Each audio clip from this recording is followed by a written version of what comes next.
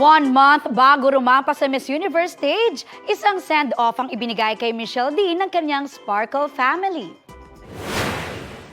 Kabilang sa nakisaya ang ilang kapuso executive sa pangunguna ni GMA Network Senior Vice President, Attorney Annette Gozon Valdez. Sabi ni Miss Annette, malaking bagay na si Michelle ang first Sparkle talent na lalaban sa Miss Universe. Kaya ang payo nila sa kanya ay ipakita ang authentic self.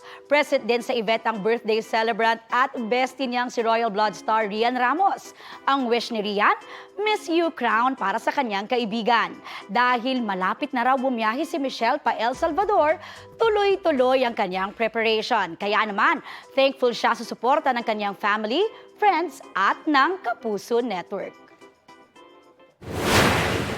I'm so grateful to have my GMA Network family rallying behind me. The support has been tremendous ever since my first pageant. Balita ko, may tututukan kayo tuwing 11 a.m. sa GTV.